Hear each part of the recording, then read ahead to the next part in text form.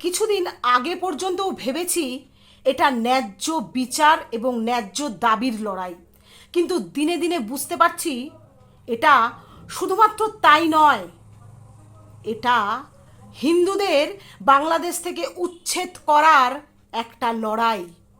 কিছু মানুষ আছে যারা এই ন্যায্য দাবি করা মানুষদের কাজে লাগিয়ে উদ্দেশ্য সফল করতে চেষ্টা করছে, আর যারা ন্যায্য দাবির জন্য চিৎকার করছে তারা তাদের মুখোশধারী রূপটা চিনতে পারছে না। সেই কারণে তাদের সাথে মিশে এক দাবিতে দুটো কাজ করার চেষ্টা করছে। কথায় আছে না, এক ঢিলে দুই পাখি। তবে তোমাদের বলি, যারা রবীন্দ্রনাথের মূর্তিকে নষ্ট করার চেষ্টা করছো, তাকে অপমান করছো, লজ্জা করে না তোমাদের? জাতীয় সঙ্গীত যাদের রবীন্দ্রনাথ ঠাকুরের লেখা, সেই রবি ঠাকুরকেই তোমরা অপমান করছো। এতই যখন তোমাদের ক্ষমতা, শিক্ষার বল, তাহলে নিজেদের জাতীয় সঙ্গীত নিজেরা লেখো। তোমাদের কোনো রকম রাইট নেই রবি ঠাকুরকে অপমান করার। যদিও তোমাদের মতো তুচ্ছ লোক রবি ঠাকুরকে অপমান করবে, এটা ভাবতেই হাসি পায়।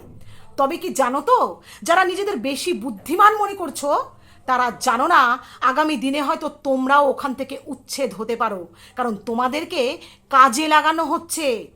এই বিষয়ে আমি ভেবেছিলাম যে যারা ন্যায্য দাবি করছে তাদের হয়ে আমি একটা ভিডিও করি, আর ভুল করে সেটাও করেছিলাম এবং প্রধানমন্ত্রীকে, প্রাক্তন প্রধানমন্ত্রীকে আমি আঙুল তুলেছিলাম। তার জন্য আমি লজ্জিত, কারণ আজ বুঝতে পারছি তিনি সঠিক ছিলেন।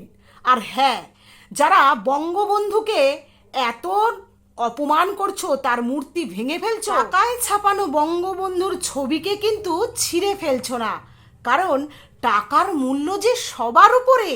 তাই তোমরা যে কতটা স্বার্থপর, তোমরা যে কতটা অপদার্থ, তা তোমাদের কার্য দ্বারাই প্রমাণ পাচ্ছে। তবে সাহস থাকলে ভারতবর্ষকে দখল করে দেখাও। তোমাদের মধ্যে কেউ একজন বলেছে এবার নাকি টার্গেট ভারতবর্ষকে। ওরে, তুই করে বলি, সে ক্ষমতা যদি তোদের থাকতো তাহলে তোরা এত তর পাতিস না, মুখে ফোটাতিস না। ভারতবর্ষ দখল করে দেখা, আমরা আছি, সাদরে তোদের গ্রহণ করে নেব, যদি সেই ক্ষমতা তোরা দেখাতে পারিস।